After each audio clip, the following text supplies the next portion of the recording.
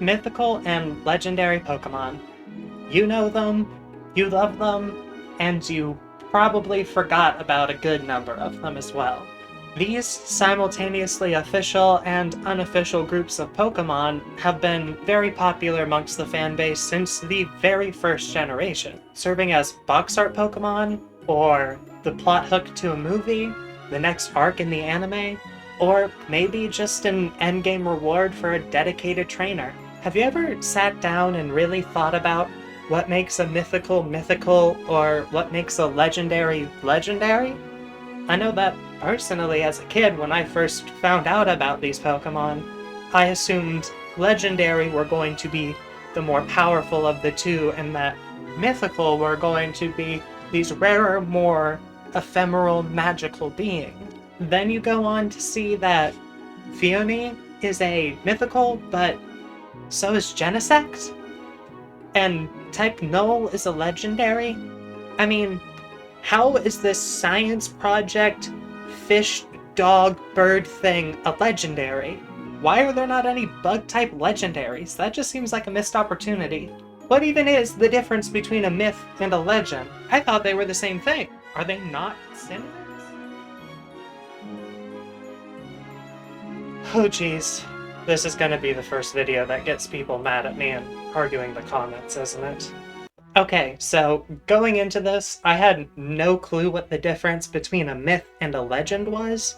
So I went to my nearest copy of the dictionary.com, and I promise I'm going to do more than just read a couple definitions for this part.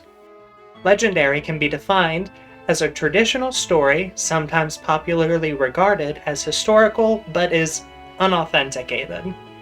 Or it can be an extremely famous or notorious person, especially in a particular field.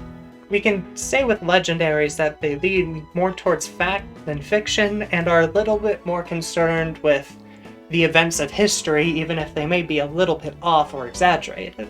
Now, we've seen a little bit about legendary, let's move on to mythical. One meaning of mythical is a traditional story, especially one concerning the early history of a people or explaining some natural social phenomenon, and typically involving a supernatural being or event as well. The other definition describes it as a widely held but false belief or idea.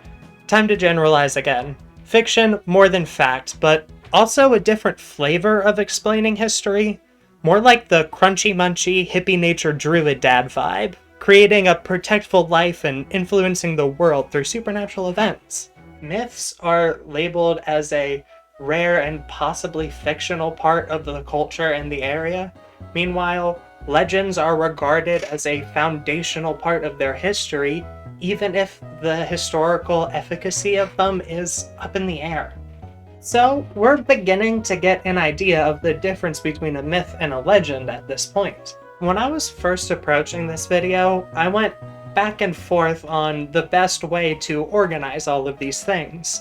Do I do it by base stat total, appearances in games, number of trainers used, my own personal opinions, amount of in-game lore, lack of in-game lore? Was it an event exclusive, or could you catch it in nearly every game?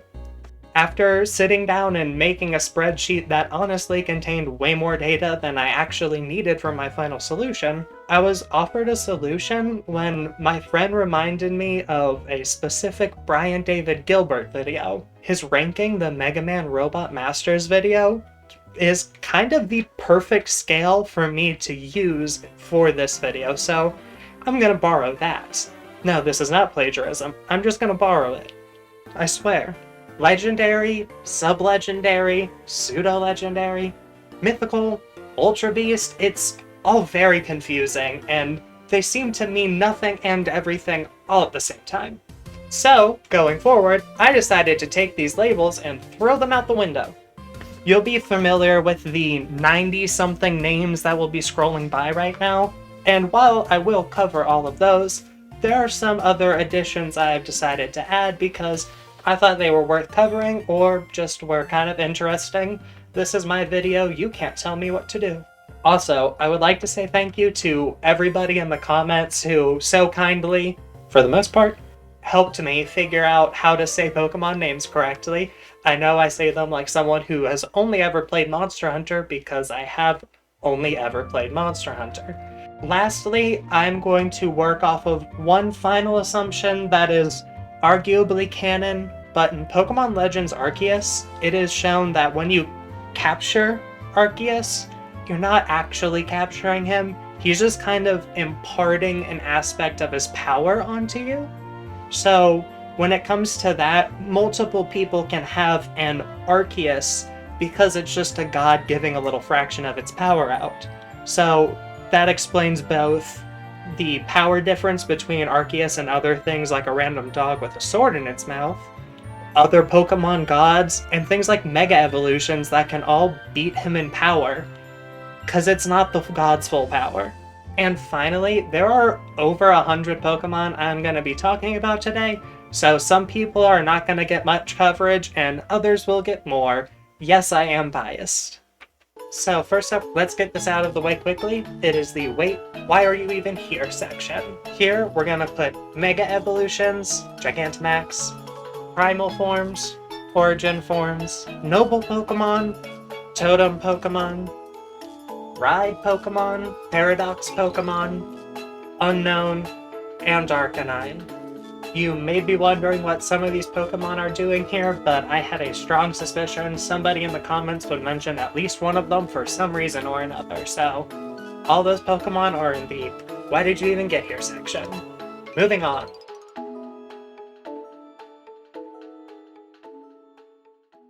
The next category we have coming up is aliens. I'm going to put a bunch of Pokemon in this category because they are either confirmed to be aliens, strongly implied to be aliens, or just look at it, it's an alien. The universe is so infinitely big that if there were to be something that finds its way to Earth, the chances of it being the only one are astronomically low. So it is far more likely that whatever gets to Earth is going to be very plentiful in the universe. Far more plentiful than any human or Pokemon we know of. On top of that, while the existence of aliens is debatable here in reality, personally, I just can't really look at an alien and say it feels legendary or mythical, because an alien is just an alien. It's a science fiction thing. So let's get the first list out of the way. We have every single Ultra Beast, aka Poipole, Magnetal, Stakataka, Blacephalon, Nihilego, Buzzwole, Pheromosa, Circuitry, Celesteela, Kartana, and Guzzlord. All of them go here. They are all aliens. In a similar vein, I'm gonna put Cosmog, Cosmoem, Solego, and Lunala. On top of these Pokemon being aliens, we can see that Solego and Lunala can create as many new Cosmog as they want, meaning that this is an infinitely replenishing supply, and that is definitely not legendary. Knowing that these little guys can create wormholes when they're full-grown adults and then can reproduce rapidly anywhere kind of makes them feel like the Pokemon equivalent of Tribbles. Next on the list of aliens is going to be Deoxys. This is a cool virus from outer space. Yes, literally a virus. Look at its Pokedex entry. Not only did it come to Earth in a meteor, but it also came in two flavors, grape and other flavor of grape. While they are very cool large viruses from outer space, again, the chances of there being more than two of them are almost certain, and viruses are known to reproduce very quickly, so I'm gonna go out on a limb and say the universe is probably crawling with Deoxys.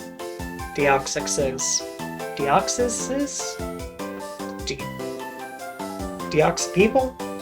And finally on our aliens list, I'm going to put Eternatus.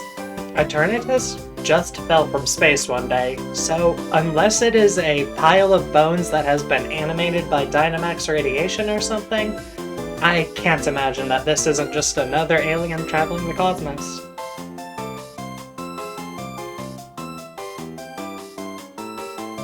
Next up, we're gonna have the arguably rare, but certainly underwhelming category. Kicking us off in this category, we have the Eon duo. Latios and Latios have two very distinct mega evolutions, and while they may seem like one of a kind up front, it is not only stated in Pokédex entries that they like to travel in herds, or maybe it's not a Pokédex entry, maybe it's a trophy in Smash Brothers. Either way, I count it. We also see multiple people use them throughout the anime, manga, and games. Next up, we have the Regis. Regirock, Regice, and Registeel. Not only are there multiple of these trios across multiple different regions, but they are also just severely underwhelming. And honestly, I think the coolest and most memorable thing about them was the braille puzzles that you had to solve to get them in the first place. Following the Regis, we have the legendary birds, or I guess no longer legendary with how I'm ranking them, Zapdos, Articuno, and Moltres. While I do love these birds, they are anything but legendary. In fact, I think they may be the most common quote-unquote legendary Pokemon out there as far as number of non-player or non-protagonist characters that go on to use them. And not only do multiple trainers use them and you see multiple sets of them across multiple regions, but there's also regional variants of them, which implies that there were, at least at one point, multiple groups that diverged and evolved separately. So, no matter how you slice it, they aren't unique. Meltan is an odd case. It is specifically stated that for it to evolve into Melmetal, it needs to have 200 Meltans combine into one. However, after a while, it'll rust and will break apart into a bunch of other ones. And because of that, I can't imagine there are only 200, otherwise the chance of one of them not being able to come back would be pretty high. On top of that, they can absorb metal and presumably make more of themselves with the metal they absorb. So I'm going to imagine that there are probably a lot more of this thing than they realize. They're just still waiting underground. Uninteresting, dormant for a while. I love my sweet little metal boy though. Next on the list, we have the legendary beasts, who, similar to the legendary birds, are not so legendary. Ryoku, Suicune, and Entei. First of all, they are roaming Pokemon, which to me have never felt very unique because I feel like if there's one just roaming around in the wild, there's probably more than one just roaming around in the wild. Where at least like other legendaries and mythicals tend to be like hidden away somewhere. You can just find a roaming legendary on like Route 12. That's pretty boring. And not only that, but Entei's Pokédex entry specifically mentions about how a new Entei is born every time a volcano is created. So, because of that, we know that there's more than one Entei. And I can only imagine that his siblings would also have similar spawning conditions. And finally, Phione, who, does this even really need any explaining? It's Phione. No one uses it, no one likes it, it has low stats, you can breed more of them with a Ditto, there's nothing legendary or mythical about it. It has no right to be called anything other than mediocre. Oh yeah, also Heatran is here.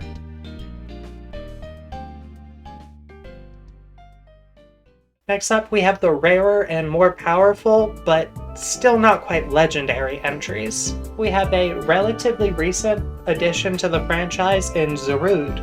I don't know if it's new or because I just haven't really used this Pokemon on any teams, but I kind of always forget that he exists. Plus, the movie that puts him front and center and tells us the most we know about him obviously shows him living in a large colony of others. So he is not unique either. He has a cool scarf though. Next up, we have Type Null / Silvally. These are just genetic science projects who anybody with the resources could probably reproduce. So we know there are 3 or 4 of them with the potential to make more. Now, Manaphy is an interesting one. while it can kind of reproduce to make Feonies, it also is one of the only entries on this list that can be found in an egg. However, we see multiple Manaphy as well as a Manaphy holding an egg, and given that a Manaphy can at least in-game reproduce to create a Feony, it's not far-fetched to think that they can just reproduce into more Manaphy as well. It's just, it doesn't happen in the conditions of a picnic or the nursery. Next up is Shaman. I absolutely adore this little guy, and he is an amazing little guardian of nature. In fact, it is said that his presence cleanses forests and areas of toxins. But when we look at the anime, we see multiple in the wild as well as one owned by a trainer. And on top of that, knowledge of Shaman's interactions with the Gracidia flower seem to be known by literally everybody. And as a result, I can't imagine these things are uncommon.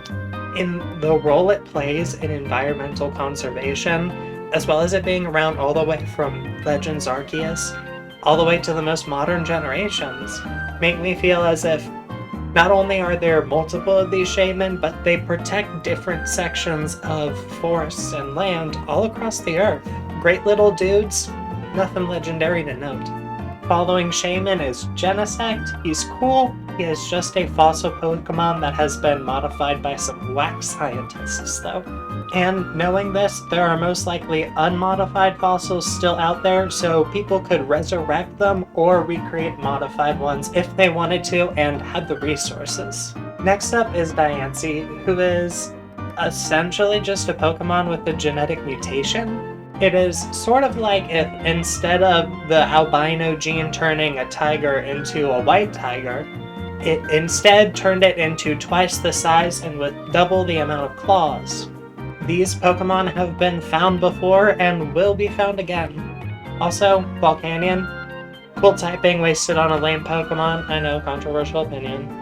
Mid-Pokemon, I think there has to be more than one in existence. I can't imagine that this dude is unique in any regards. I really don't care about him enough to put him up any higher. And honestly, he's just kind of a teething ring. Regieleki and Regidraco, the fastest man alive and another man who is alive. These two are the latest addition as Regigigas' children. They seem to be less common and more specialized than their counterparts. However, seeing as their older siblings are not unique, there's very little chance that these two are unique as well. Regigigas, aka Daddy Reggie. Okay, maybe not.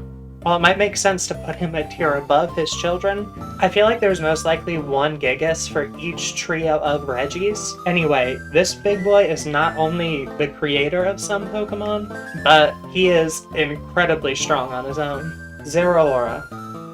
Zeraora. Zeraora. Zeraora. Zeraora. What is there to say about this Pokemon?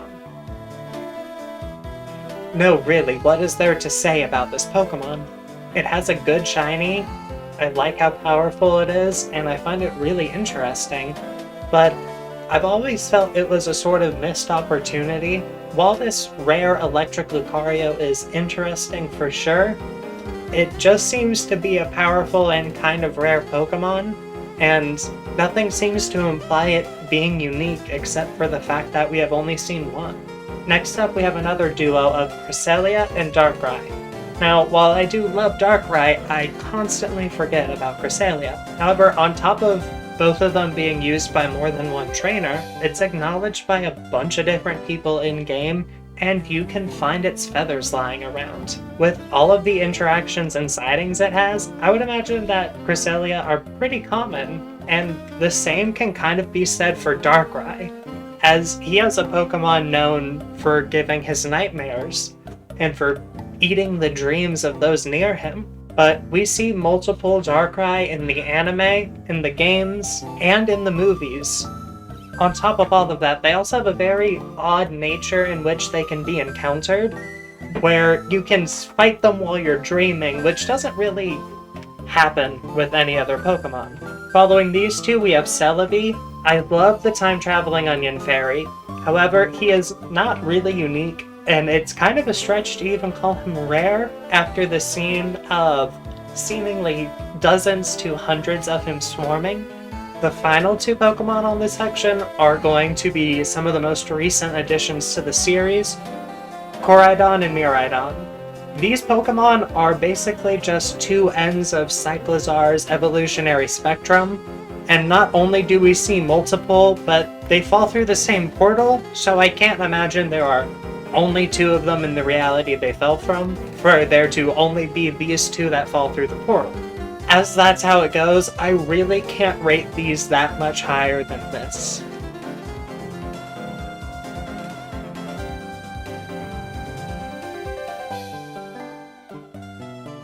We have finally entered into the stuff of legends. There's no better way to start off this category than with Ho-Oh. It revived the legendary beast and is a major figure in the region's history and culture. Seen by Ash in the anime and by some in the games, seemingly unique and has a good base stat total, this magical bird is a shining example of a legend. Same generation as Ho-Oh, we have Lugia.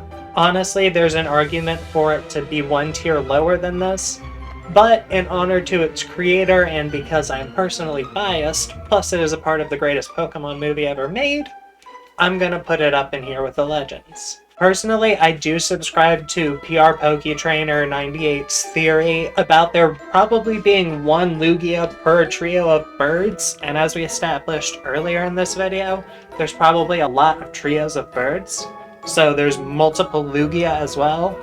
And not only that, even if you want to discount all those, we do know for a fact that Lugia can spawn more of itself because we see that happen in the anime. And there's also the existence of another Pokemon that we will talk about later. Now we have everybody's favorite bickering siblings, Rayquaza, Kyogre, and Garudon. On top of physically shaping the landscape of the Earth, at multiple points there has been a giant kaiju battle by the shoreline, stopped by a divine green dragon coming down from heaven and stopping the two bickering siblings. If that's not the stuff of legends, I don't know what is. Next is another trio. We have Dialga, Palkia, and Giratina. These legendaries are part of my personal favorite generation of Pokemon. These three are the firstborn of Arceus, and made most of the things in the universe. They are revered by Sinnoh as a whole, and on top of that, they have been hugely influential on the culture in that region. Yes, Arceus can create eggs of more of them, however, Arceus is the god of all everything, so he can make more of whatever he wants. It's not crazy. Let's keep the trio train going with Cobalion, Terrakion, Cobalion, Terrakion, and Virizion. Well, also Keldeo too, I guess? I don't know.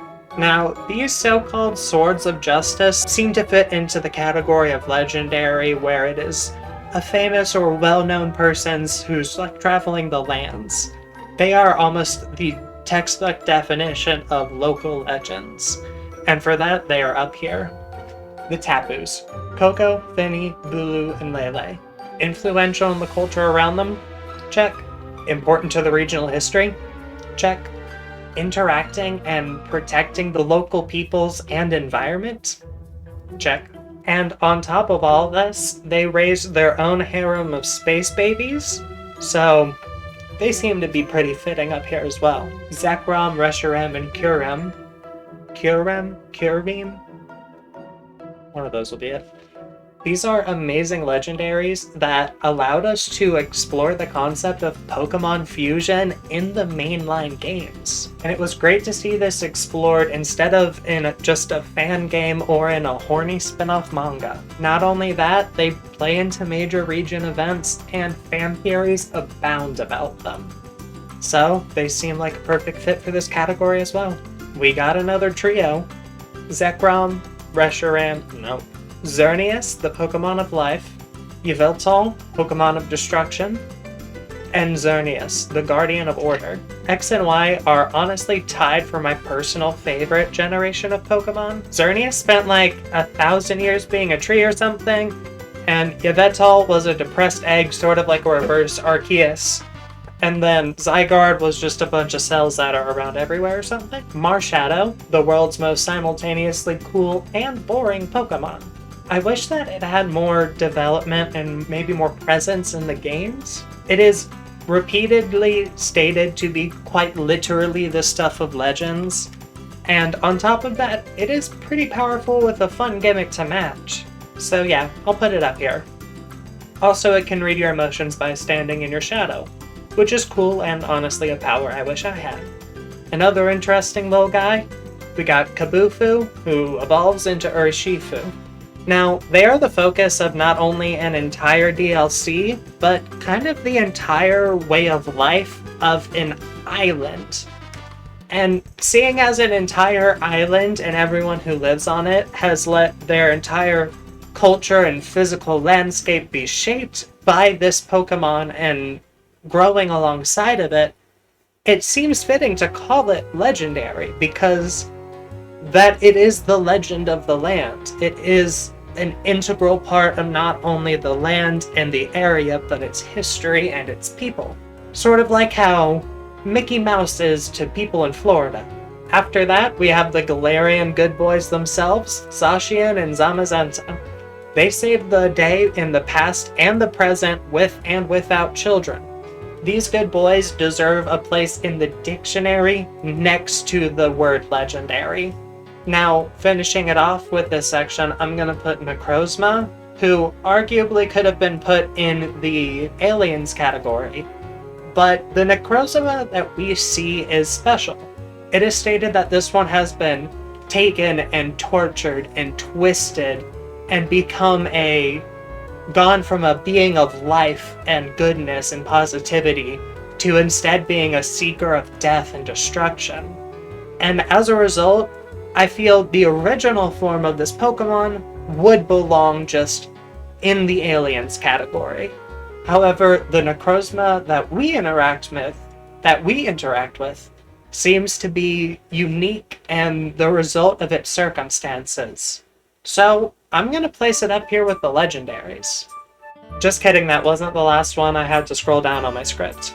Mewtwo. Now, we know that there are 2, maybe 3 Mewtwo in the series, and Mewtwo has appeared over multiple movies, plot arcs, chapters in the manga, and he is the center of both in-universe and out-of-universe mystery in most occasions. The sheer infamy that this genius-level destroyer carries with him, on top of being a genetic clone of Mew, who in itself has gained this legendary reputation among scientists, I think it has earned its way to legendary status through its sheer power and villainy. We got Calyrex and his steeds. Now, honestly, I feel his steeds might be a little bit debatable. I personally believe they are unique, but I could see an argument for them not being unique. But Calyrex definitely seems to be unique. On top of that, he has a whole history of interacting with and saving the town, helping crops grow, helping move a forest instead of just protecting it. He is essentially just Pokemon King Arthur rocking the Megamind vibe. Very new additions, we have Okidoki, Fezandipiti, and Munkidori, as well as Ogerpon. These new additions from the Teal Mask DLC, you literally have to follow boards of written legends to find them, and they're referred to as legends, and the signposts are signposts containing legends, and they really beat the term legends into your head. So if I didn't put it here, I feel like the Pokemon Company would kill me. They are the center of the area's culture and a major draw for tourism, and as of the DLC, have interacted with people again. Magearna is honestly a weird one that I don't feel qualified to touch because Magearna is just a soul shoved into a construct, and that is a whole philosophical concept that I am not going to touch with a 10-foot pole. So I'm just going to say that it's a legendary in a weird circumstance and move on. We have Mew, the progenitor of all Pokemon, Mew is seen by many as a pure-hearted, mysterious, and whimsical Pokémon. And it is also seen as a key piece of history and science. Not only that, it is the genetic origin and namesake of Mewtwo, meaning that if Mewtwo is famous through infamy, Mew is famous right alongside that. I'm gonna throw Terrapagos? I'm gonna put the terrestrializing turtle here because we all know it's gonna be a legendary. It's the source of the gimmick for the games. It's a cool little cute turtle. Honestly, it's getting here because of how cute it is. I'm completely biased. Look at how adorable this is. Look at how cute it is. It's staying here.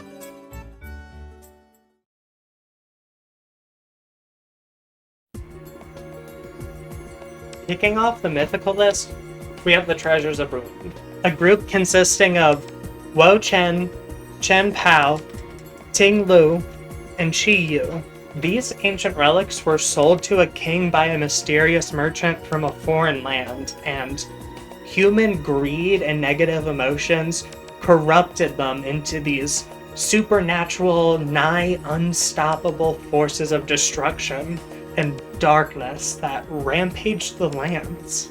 These dark destroyers had to be sealed away and slowly, over hundreds and hundreds of years, faded into mystery, until they were awakened by a small school child and beaten into submission. After that, we have the Lake Guardians, the younger siblings of a previous trio and the second born of Arceus.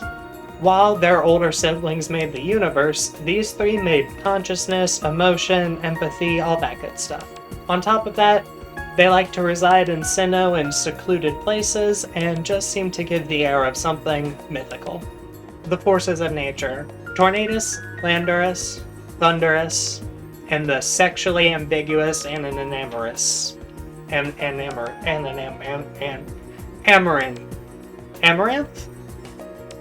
An Amorous. One thing we saw in the definition of mythical was a supernatural explanation for a natural phenomenon, and that is literally what these weather genies are. So there's no better fit. Hoopa is an interesting Pokemon that has the ability to bend space and time, and it is so powerful that it almost evil containment wave style has most of its powers sealed away in a bottle, so it can only be at full power for a limited amount of time. With Hoopa's 6 great arms and 6 great rings, he could move anything and destroy all he wants. So overall, this little guy seems like the picture of a myth. Victini is the living embodiment of a good luck charm, and that sounds like witchcraft, and my good Christian school taught me to stay away from witches, so he's gonna stay in the myth category, far away from me, in my imagination. Meloetta is essentially the Pokemon world version of a Greek muse or something of a similar sorts, where many artists across Unova have been inspired to create beautiful works of art, whether that be a painting by its dance or a poem or song by the music it sings. She rarely appears and seems like a supernatural influence to art to me. And to round it off, no one better than Mr. Original Pokemon Egg himself, Arceus. This god of all Pokemon should be more than anything classed in the mythical. His status is that above all others, as he created all others in a way. He was the one before all and the one that made all. Also, he has a really cool beta sprite.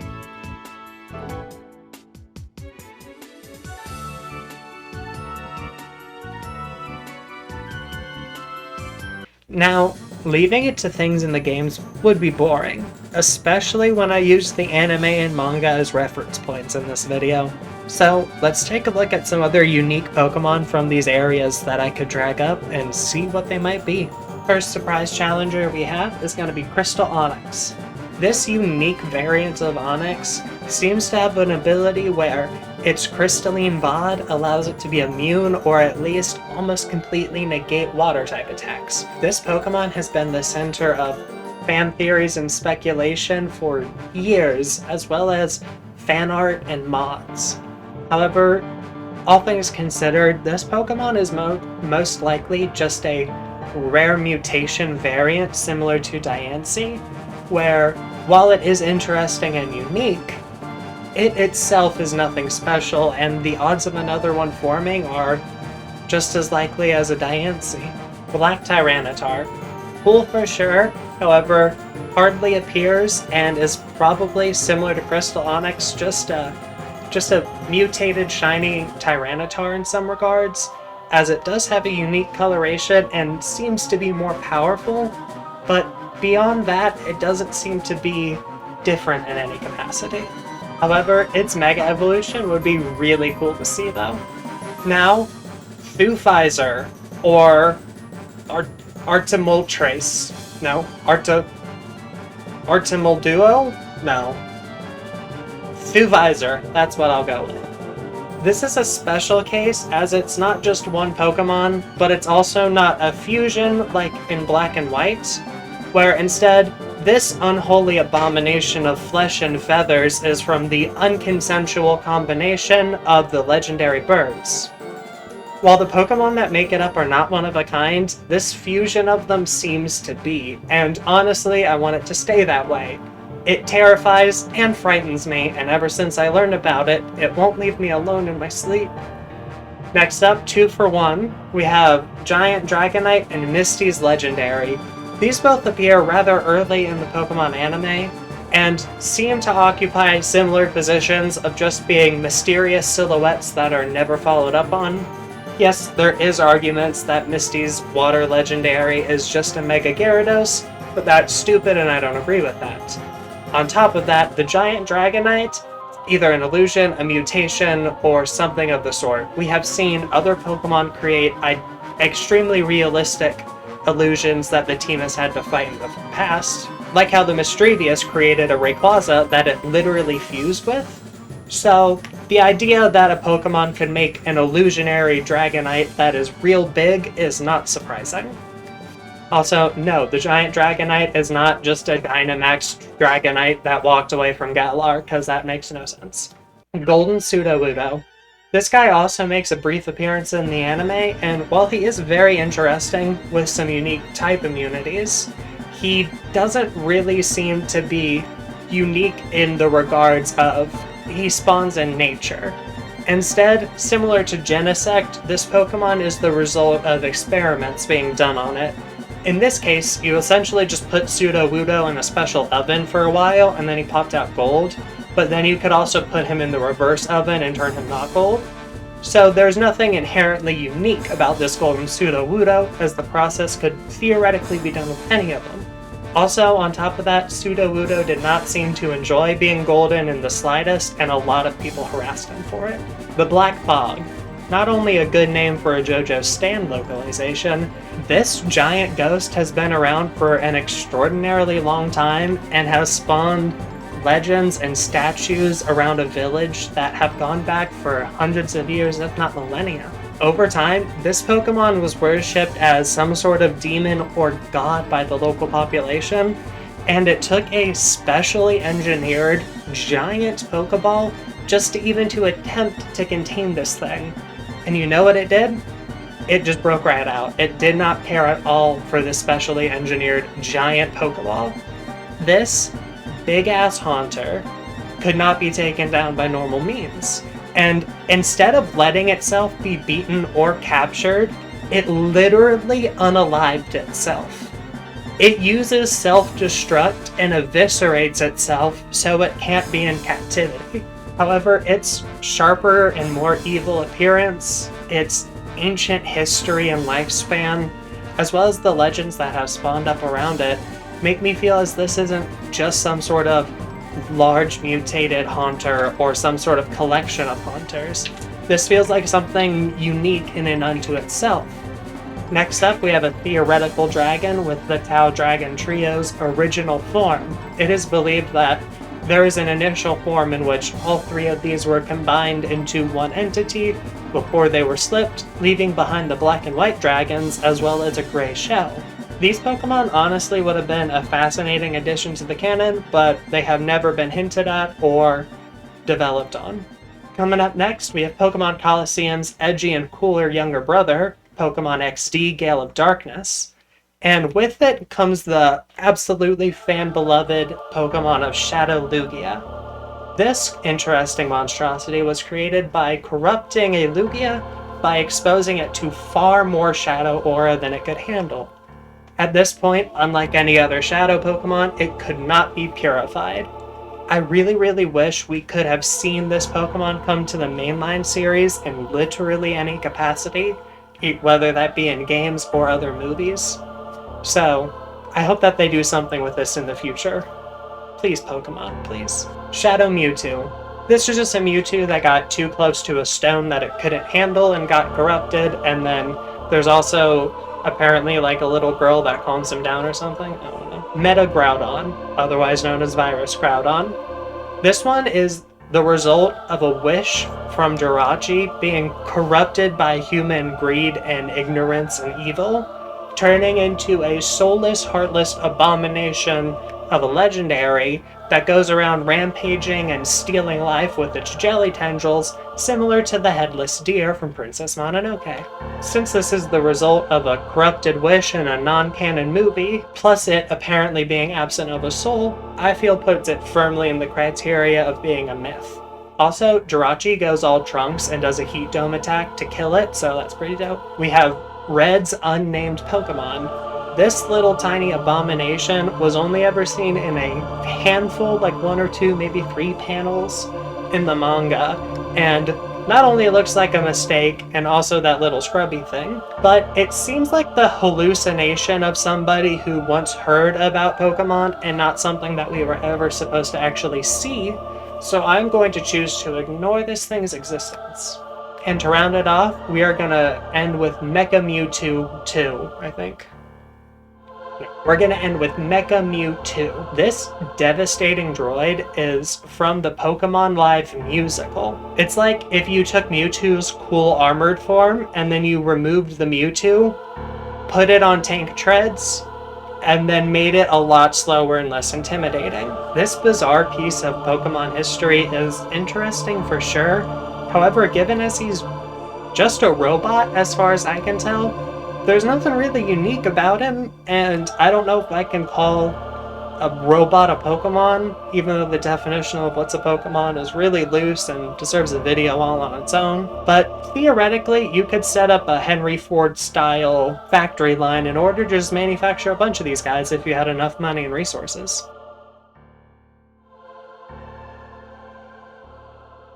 This was genuinely harder to do than I expected, because not only were there far more Pokemon than I thought there were going to be, I walked in here thinking maybe 60 or 70, and there ended up being over 100. So overall, this is a rather subjective ranking, and relies a lot on my own personal opinions and calls of my own personal opinion and my own judgment. Because of how many Pokemon there were in this video, I couldn't fully explain why I placed them into the categories that I did. However, there was a lot of work and research done, and they were not arbitrary placements. Despite all this, even I'm iffy on some of the placements, and honestly, if you asked me to do this again in 2 weeks, my rankings might look a little bit different than they do now. But all things considered, I feel like trying to divide these with hard lines is rather difficult. So that's why I've made it on sort of a gradient. And you can be as generous as you would like with your definitions of legendary and mythical with this gradient. So if you disagree where I place something, or you think I missed a Pokemon that should have been on here, or maybe there was an obscure thing I should have mentioned, let me know in the comments. Thank you all so much for watching this. My last video was my 100 sub special. That was actually my 200 sub special. That, after only like 4 days, was completely outdated as I was breaking over 1,000 subscribers. And so, as this video was initially just going to be my 1,000 subscriber special, I am now climbing over 1,800. Over 1,800 subscribers. So, I have been overwhelmed by the amount of support. The sheer amount of positivity and constructive comments that I have received has been amazing, and I really do appreciate it. I have had a lot of fun recently making videos on Pokemon. However, I would like to branch out and do something else a little bit. I do love Pokemon and will always be making Pokemon content on this channel, but there are just other things that are grabbing my interest more right now. Also, a lot of you were asking for the rant about the Paradox Pokemon that I cut off in my Pokemon Timeline video. So yes, I will turn that into a video of its own and release it at some point. I'm working on that now as well. So leave a comment if you have a suggestion for a future video. Please like and subscribe if you enjoyed it, and see you guys next time.